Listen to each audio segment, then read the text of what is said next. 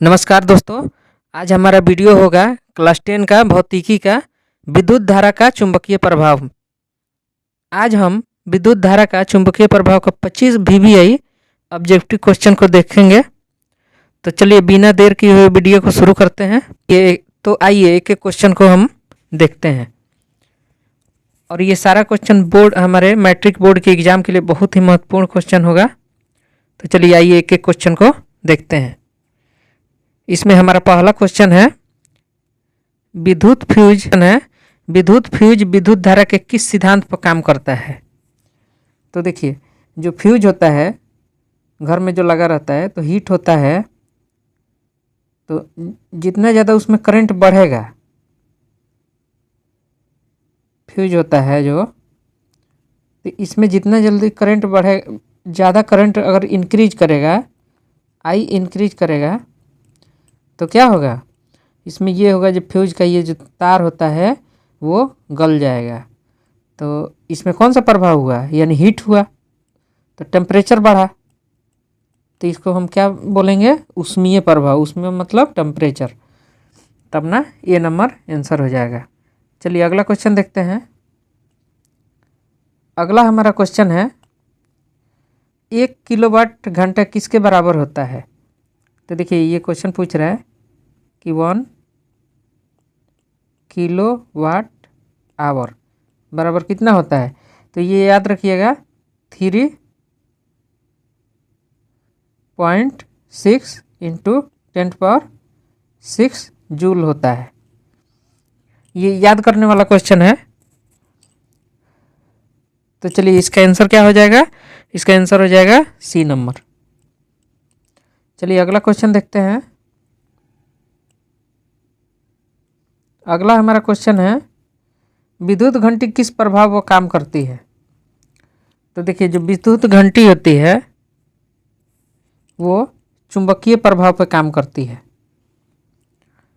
चलिए अगला क्वेश्चन देखते हैं। अगला क्वेश्चन है हमारा लघु पथन के समय परिपथ में विद्युत धारा का मान होता है। तो देखिए मान लीजिए कि ये एक सर्किट है और ये ज़्यादा बड़ा नहीं है, छोटा है, तो इसमें विद्युत धारा का मान क्या होगा, बहुत ज़्यादा होगा। यानी करंट जितना सर्किट छोटा रहता है उतना करंट ज़्यादा फ्लो करता है। मान लीजिए एक जगह रजिस्टर है यहाँ पे, और जितना मान लीजिए कि सर्किट बड़ा है, इसमें बहुत सारा रेजिस्टेंस लगा है, R1 है, R2 है, तो इसमें क्या होता है, करंट घट जाता है, कम फ्लो होता है। तो इसमें क्या होगा, लघु पथन यानी छोटा है सर्किट, तो इसमें क्या होगा, कौन सा आंसर होगा, जो विद्युत धारा होगा वो बहुत ज़्यादा बढ़ जाएगा। तो सी अपना आंसर हो जाएगा। चलिए अगला क्वेश्चन देखते हैं।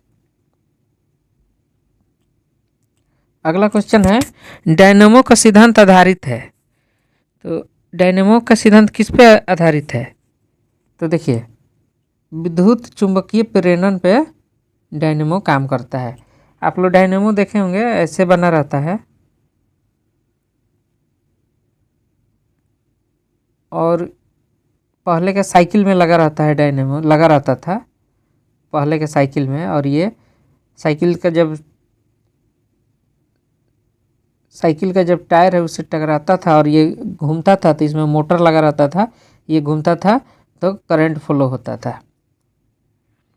चलिए अगला क्वेश्चन देखते हैं। अगला हमारा क्वेश्चन है डायनेमो से किस प्रकार की धारा प्राप्त होती है।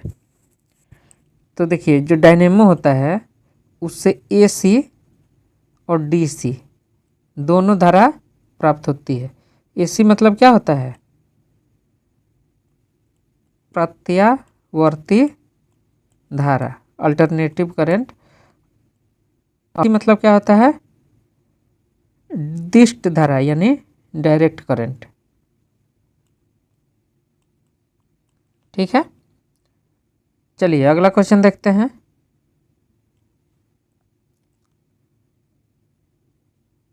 अगला हमारा क्वेश्चन है विद्युत बल्ब में कौन सी गैस भरी जाती है। तो देखिए विद्युत बल्ब में नियॉन भरी जाती है, आर्गन भरी जाती है। तो ये सब कौन से गैस है? ये सब निष्क्रिय गैस है। तो निष्क्रिय गैस विद्युत बल्ब में भरी जाती है। चलिए अगला क्वेश्चन देखते हैं। अगला क्वेश्चन है कि भारत में उत्पादित प्रत्यावर्ती धारा यानी एसी धारा, प्रत्यावर्ती मतलब एसी अल्टरनेटिव करंट की आवृत्ति कितनी होती है, यानी फ्रीक्वेंसी यहाँ पूछ रहा है कितनी होती है। तो देखिए जितना भी भारत में करंट जो उत्पादन होता है प्लांट में, तो उसमें जो फ्रीक्वेंसी होती है वो 50 हर्ट्ज होती है पूरा इंडिया में, और बाहर में अलग अलग हर्ट्ज होता होगा, लेकिन इंडिया में 50 हर्ट्ज होती है। चलिए नेक्स्ट क्वेश्चन देखते हैं।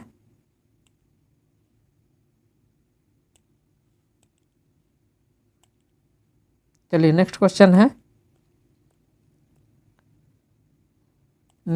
है हमारा कि हमारे देश में विद्युन्मय तार एवं उदासीन तार के बीच कितना विभवांतर होता है। तो देखिए ये मान लीजिए कि एक पोल है और इस पे 2 तार जाती है पोल पे। तो एक जो होता है वो विद्युन्मय तार होती है, यानी इसमें करंट फ्लो होता है, और एक जो तार होती है वो उदासीन होती है यानी न्यूट्रल होती है। तो इस दोनों के बीच जो विभवांतर होता है यानी वोल्टेज डिफरेंस होता है वो कितना होता है? तो 220 वोल्ट होता है। तो अपना आंसर कितना हो जाएगा? सी अपना आंसर हो जाएगा। चलिए अगला क्वेश्चन देखते हैं। अगला क्वेश्चन है विद्युन्मय तार किस रंग का होता है। तो देखिए जो हमारे घरों में तार आती है तो इस तरह का रहता है, ठीक है। तो देखिए एक होता है जिसमें करंट फ्लो होता है और एक होता है न्यूट्रल यानी उदासीन। तो जो न्यूट्रल तार होता है वो क्या होता है? काला होता है, और जिसमें करंट फ्लो होता है वो कौन सा कलर होता है? लाल होता है। तो याद रखना है। तो विद्युन्मय तार कह रहा है यानी जिसमें करंट फ्लो होता है किस रंग का होता है? तो लाल कलर का होता है। चलिए नेक्स्ट क्वेश्चन देखते हैं। अगला क्वेश्चन है घरेलू विद्युत परिपथ में उदासीन तार का रंग कैसा होता है। तो फिर एक बार आप समझ लो कि तार कैसा होता है, इस तरह का होता है।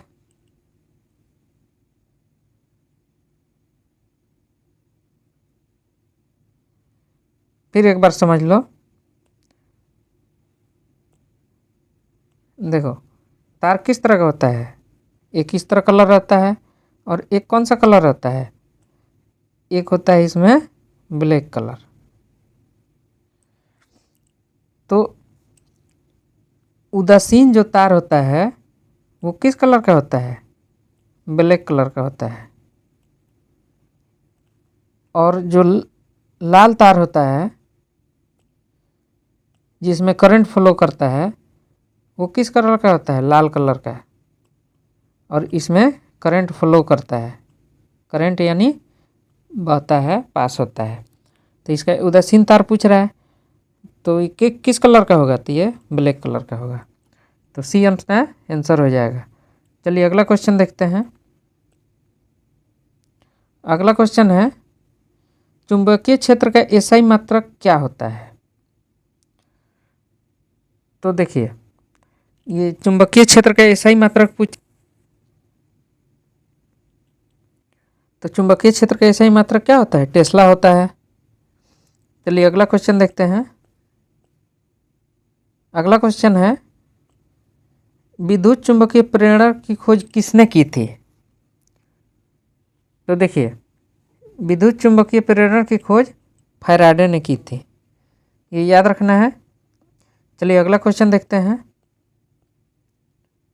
अगला क्वेश्चन है, दी गई वोल्टता के स्रोत से जुड़े किसी चालक में प्रति सेकंड उत्पन्न ऊष्मा होती है। क्या होती है? प्रति सेकंड ऊष्मा उत्पन्न जो ऊष्मा होती है किसी वोल्टेज में, किसी तार में, तो कितना होती है? प्रति सेकंड ऊष्मा कितना होती है? तो देखिए, ये धारा के वर्ग के समानुपाती होती है। हीट बराबर होता है I² तो ऊष्मा यानी हीट कितना होता है? हीट क्या होता है? डायरेक्टली प्रोपोर्शनल किसके होता है? I के डायरेक्टली प्रोपोर्शनल होता है। तो इसीलिए धारा के I² के डायरेक्टली प्रोपोर्शनल होता है। तो इसीलिए ऊष्मा क्या होती है? धारा के वर्ग के समानुपाती। तो बी अपना आंसर हो जाएगा। चलिए नेक्स्ट क्वेश्चन देखते हैं। नेक्स्ट क्वेश्चन है, निम्नलिखित पदार्थों में कौन चुंबकीय पदार्थ नहीं है? तो देखिए, लोहा चुंबक अट्रैक्ट करता है, तो ये क्या है निकेल, ये भी चुंबकीय पदार्थ अट्रैक्ट करता है। कोबाल्ट ये भी करता है, लेकिन पीतल नहीं करता है। तो अपना आंसर क्या हो जाएगा? सी नंबर आंसर हो जाएगा। चलिए अगला क्वेश्चन देखते हैं। अगला क्वेश्चन है, पृथ्वी का विभव होता है।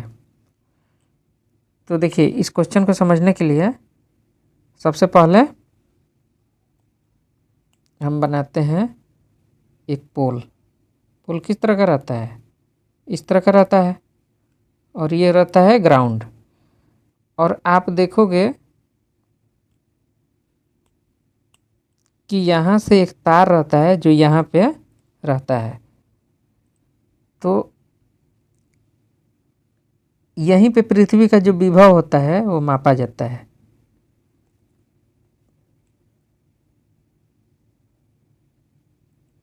यानी वोल्टेज को। तो ये जो ग्राउंड रहता है उसका वोल्टेज कितना होता है? तो इसका वोल्टेज हमेशा 0 होता है। ठीक है, तो इसका आंसर क्या हो जाएगा? सी अपना आंसर हो जाएगा। चलिए नेक्स्ट क्वेश्चन देखते हैं। नेक्स्ट अपना क्वेश्चन है, चुंबकीय बल क्षेत्र का एसआई मात्रक क्या होता है? तो देखिए, चुंबकीय बल क्षेत्र का जो एसआई मात्रक होता है वो होता है न्यूटन पर एम्पियर मीटर होता है। इसको ऐसे भी लिख सकते हैं, न्यूटन बटा एम्पियर मीटर होता है चुंबकीय बल क्षेत्र का मात्रक। तो इसका आंसर क्या हो जाएगा? डी इसका आंसर हो जाएगा। चलिए अगला क्वेश्चन देखते हैं। अगला हमारा क्वेश्चन है, चुंबकीय क्षेत्र के प्रभाव में विद्युत धारा क्या होती है? चुंबकीय क्षेत्र के प्रभाव में अगर आती है तो विद्युत धारा ऊष्मा उत्पन्न करती है, आकर्षण बल उत्पन्न करती है, चालक पर बल उत्पन्न करती है, या इनमें से कोई नहीं। तो देखिए, कहीं भी मान लीजिए कि ये एक मैग्नेट है और यहाँ से करंट पास कर रही है, तो यहाँ पे एक फील्ड बन जाता है। ठीक है, और यहाँ पे एक अपना फोर्स जनरेट हो जाता है, इसको मैग्नेटिक फील्ड बोलते हैं। तो ये जो विद्युत धारा पास होती है तो एक मैग्नेटिक फील्ड उत्पन्न करती है। तो इसको क्या बोलेंगे? चालक पर बल उत्पन्न करती है। तो अपना आंसर इसका क्या हो जाएगा? सी आंसर हो जाएगा। चलिए नेक्स्ट क्वेश्चन देखते हैं। अगला हमारा क्वेश्चन है, चुंबक द्वारा धारावाही चालक पर लगाए गए बल की दिशा ज्ञात की जाती है। तो देखिए, ये होता है एफ, ये होता है मैग्नेटिक फील्ड, और ये क्या होता है? इलेक्ट्रिक फील्ड होता है। तो देखिए, इसको हम बोलते हैं फ्लेमिंग रूल। इसको हाथ से हम घुमा कर देखते हैं, जो ऊपर होता है वो फोर्स होता है, और ये मैग्नेटिक फील्ड होता है, और ये इलेक्ट्रिक फील्ड होता है। तो ये पूछ रहा है कि चुंबक द्वारा धारावाही चालक पर लगाए गए बल की दिशा किस रूल से ज्ञात की जाती है। तो इसको हम क्या बोलते हैं, फ्लेमिंग रूल बोलते हैं। तो फ्लेमिंग रूल से ज्ञात की जाती है। तो अपना आंसर क्या हो जाएगा, ये अपना आंसर हो जाएगा। चलिए अगला क्वेश्चन देखते हैं। अगला क्वेश्चन है, विद्युत मोटर को चलाया जा सकता है किससे। तो देखिए, विद्युत मोटर को एसी यानी प्रत्यावर्ती धारा,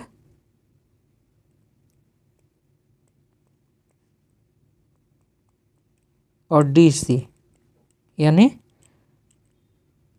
डायरेक्ट करंट, डिस्ट करंट, दोनों से चलाया जा सकता है। तो क्या हो जाएगा, अपना ए और बी आंसर हो जाएगा, यानी सी आंसर हो जाएगा। चलिए अगला क्वेश्चन देखते हैं। अगला हमारा क्वेश्चन है, विद्युत मोटर की क्रिया आधारित होती है, किस पे आधारित होती है। तो देखिए, जो विद्युत मोटर होता है वो इस तरह से बना रहता है, ठीक है,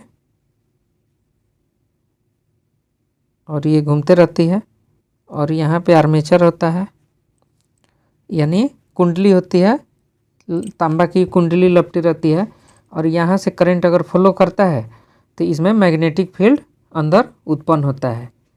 तो ये कह रहा है कि विद्युत मोटर की क्रिया किस पे आधारित होती है। तो देखिए, जो विद्युत धारा और चुंबकीय प्रभाव पर, यानी इसमें एक तो विद्युत धारा आई है और अंदर चुंबकीय प्रभाव भी काम कर रहा है, तो ये दोनों पे काम करती है। तो इसका ऑप्शन क्या हो जाएगा, ये इसका ऑप्शन हो जाएगा। चलिए नेक्स्ट क्वेश्चन देखते हैं। नेक्स्ट क्वेश्चन है, डायनेमो के द्वारा बदला जाता है।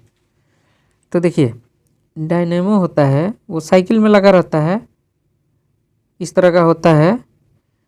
तो जैसे जैसे आप साइकिल का पैडल मारते जाइएगा तो इसमें करंट बहुत ज़्यादा बढ़ते जाएगा। तो किस पे काम करता है, तो ये आंतरिक ऊर्जा से क्या बदलता है, ये विद्युत ऊर्जा में बदलता है।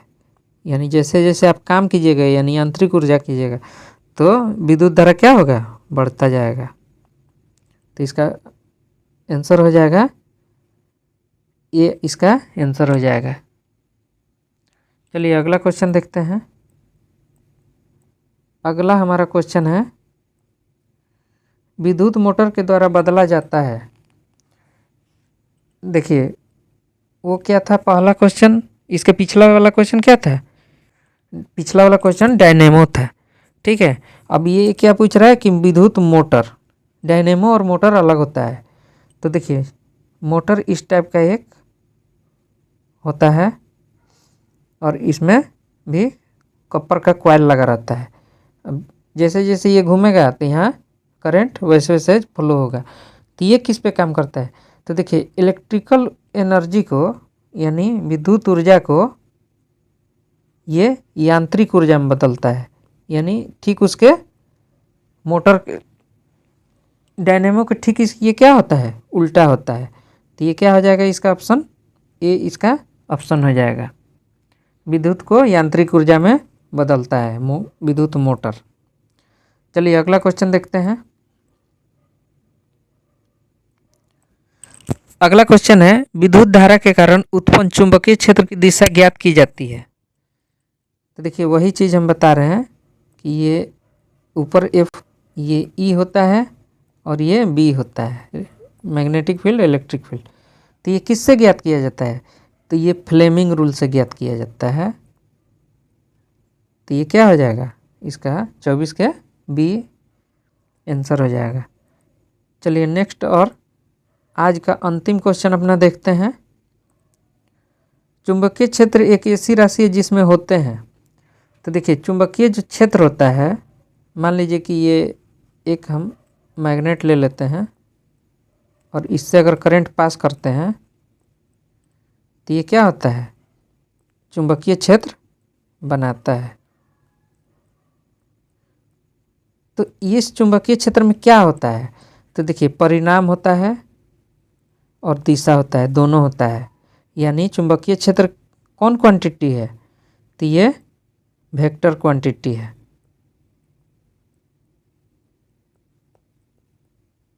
यानी सदिश राशि है।